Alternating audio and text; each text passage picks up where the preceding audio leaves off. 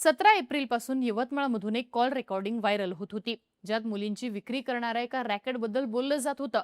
मग जिल्ह्यातल्या राळेगावमध्ये ही टोळी सक्रिय असून हे प्रकरण लव्ह जिहाद, ह्युमन ट्रॅफिकिंग आणि ऑर्गन ट्रॅफिकिंगचं असल्याचा आरोप यवतमाळ भाजपचे जिल्हाध्यक्ष प्रफुल्ल चव्हाण यांच्याकडनं करण्यात आला।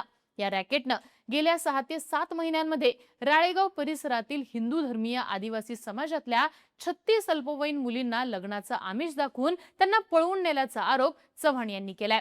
हा प्रकार ते गेल्या वर्षभरापासून करत असून मुलींना पळवून नेल्यानंतर धर्मांतरण करून त्यांना वेश्या व्यवसायाला लावायचं देखील असं देखील आरोप त्यांनी केलेले आहेत। चव्हाणांच्या आरोपांनंतर रॅकेट चालवणाऱ्या मुख्य आरोपीला पोलिसांनी ताब्यात घेतलं आणि नंतर पुन्हा सोडून दिलं, त्यामुळे वाद निर्माण झाला।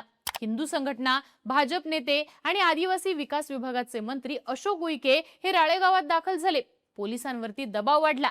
या सगळ्या रॅकेट चालवणाऱ्यामध्ये एका व्यक्तीचं नाव समोर आलं।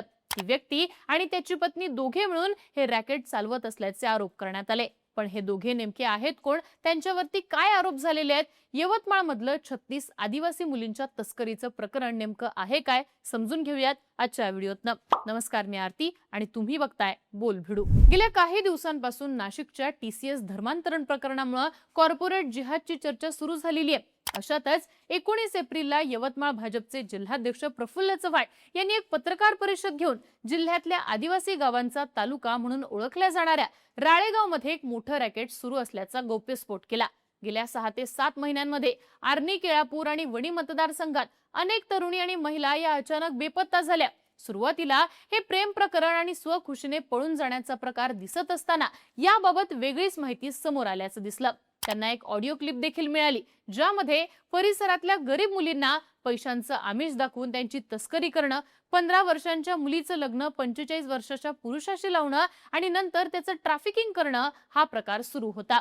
मझहर कुरेशी आणि त्याची बायको हे सिंडिकेट चालवत असून ते आदिवासी मुलींचं जबरदस्तीनं धर्मांतरण करायचे असा आरोप देखील प्रफुल्ल चव्हाण यांनी केला। चव्हाण यांनी जी ऑडिओ क्लिप समोर आणली ती नंतर व्हायरल झाली आणि मग बजरंग दल, विश्व हिंदू परिषद आणि इतर हिंदुत्ववादी संघटनांनी राळेगाव पोलीस स्टेशनमध्ये चांगलीच गर्दी केली। आरोपींना लवकरात लवकर ताब्यात घेऊन त्यांच्यावरती कारवाई करण्याची मागणी करण्यात आली। दरम्यान 18 एप्रिलला पोलिसांनी मुख्य आरोपीला चौकशीसाठी ताब्यात देखील घेतलं होतं, पण काही तासांमध्ये त्याला पुन्हा सोडून दिल्यानं संघटनांनी पोलिसांवरती रोष व्यक्त केला। 18 एप्रिलच्या रात्री आदिवासी विकास विभागाचे मंत्री अशोक उईके हे राळेगाव पोलीस स्टेशनमध्ये दाखल झाले आणि त्यांनी लवकरात लवकर आरोपींना ताब्यात घेण्याचे आदेश दिले। तोपर्यंत पोलिसांनी आरोपीला परत ताब्यात घेतलं होतं। पण व्हायरल झालेल्या त्या कॉल रेकॉर्डिंग मध्ये नेमकं काय, तर त्या कॉल रेकॉर्डिंग मध्ये 2 मित्र-मैत्रिणी मुली विकणाऱ्या एका टोळीबद्दल बोलत असल्याचं लक्षात येतं। क्लिप मधला मुलगा हा मुलीला त्या टोळीबद्दल एक एक प्रश्न विचारत जातो आणि मुलगी सांगत जाते। क्लिप मधल्या मुलीची आई गावातल्या फुकटनगरमध्ये राहणाऱ्या शुभम मामासोबत मुली विकण्यासाठी पुण्याला जात असल्याचं मुलगी तिच्या मित्राला सांगते। नंतर मित्र तिला अजून लोकांबद्दल विचारतो, तेव्हा ती पूनम आत्या, कल्याणी आत्या आणि मझहर कुरेशी यांचं नाव घेते।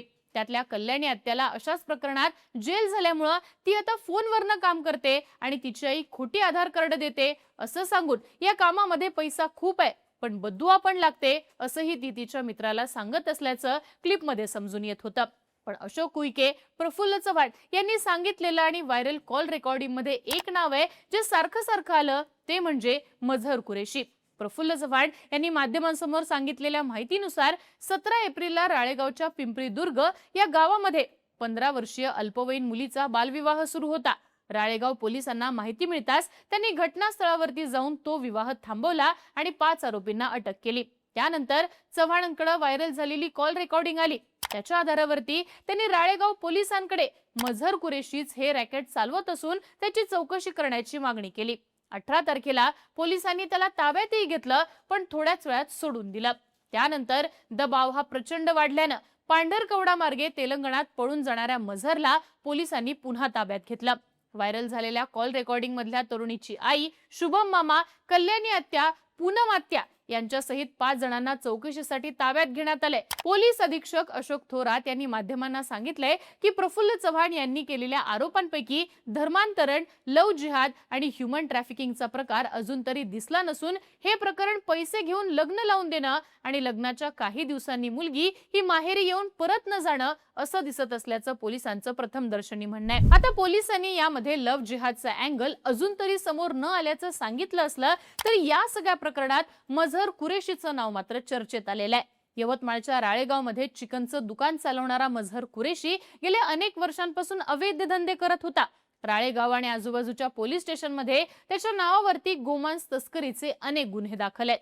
त्याच्या घराच्या झडती दरम्यान पोलिसांनी एक तलवार देखील जप्त केलेली आहे। 19 एप्रिलला संतप्त जमावाने त्याच्या घरावर दगडफेक केल्यानंतर त्याचे वडील शरीफ कुरेशी यांनी माध्यमांशी बोलताना सांगितलं की मजहर हा पूर्वी गोमांस तस्करी करायचा, त्याच्यावरती तसे गुन्हे देखील दाखल झाले होते, पण नंतर त्यानं ते काम सोडून दिलं। नंतर तो माझ्यासोबत आमच्या चिकनच्या दुकानावरती असतो असं शरीफ कुरेशींचं म्हणणं आहे।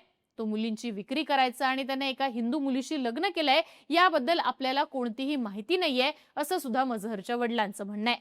पण मजहरचं जिच्याशी लग्न झालं होतं तिचं नाव कल्याणी मजहर कुरेशी। स्थानिक पत्रकारांनी दिलेल्या माहितीनुसार मजहरनं काही महिन्यांआधीच घरच्यांना न सांगता तिच्यासोबत लग्न केलं होतं। त्यानं त्या मुलीला गावामध्ये अतिक्रमणाच्या जागेत एका पत्र्याचं घर बांधून दिलं होतं। हे प्रकरण समोर आल्यानंतर राळेगाव नगरपंचायतीनं हे घर अनधिकृत असल्याचं सांगून त्यावरती बुलडोझर चालवला। आता ही कल्याणी नेमकी कोण? तर कल्याणी मजहरच्या प्लॅन मध्ये आघाडीवर असायची। पोलीस अधीक्षक अशोक खरात यांनी दिलेल्या माहितीनुसार तिनं 2025 मध्ये जालन्याच्या टेंभुर्णी गावात एका नवरदेवाकडनं पैसे घेऊन एका मुलीचं त्याच्याशी लग्न लावून दिलं होतं। लग्नाच्या काहीच दिवसांनी ती मुलगी गायब झाली होती। त्यानंतर फसवणूक झालेल्या लोकांनी कल्याणी मजहर कुरेशी विरोधात तक्रार दाखल केली होती। त्यानंतर तिला अटकही करण्यात आलेली। व्हायरल कॉल रेकॉर्डिंग मध्ये त्या मुलीनं सांगितल्यानुसार कल्याणी त्याच प्रकरणात तुरुंगात गेली होती। ती केस अजूनही सुरू असल्यानं कल्याणी सध्या फोनवरनं सगळं रॅकेट चालवते असं त्या रेकॉर्डिंग मध्ये सांगण्यात आलं होतं। त्यामुळे आता मजहर आणि कल्याणीच्या चौकशीत कोणती माहिती समोर येणार ते पाहणं महत्त्वाचं असणार आहे। दरम्यान भाजपचे जिल्हाध्यक्ष प्रफुल्ल चव्हाण यांनी केलेले आरोप हे अत्यंत गंभीर असून आम्ही हे सगळं प्रकरण गांभीर्याने घेत असल्याचं पोलिसांनी सांगितलंय।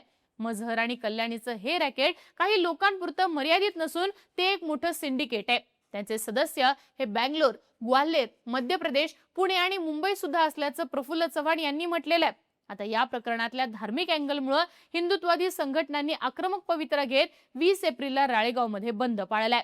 चव्हाणांनी दिलेल्या माहितीनुसार त्यांनी देवेंद्र फडणवीसांशी या बाबतीत चर्चा करून या प्रकाराची चौकशी करण्यासाठी SITची स्थापना करा अशी देखील मागणी केलेली आहे।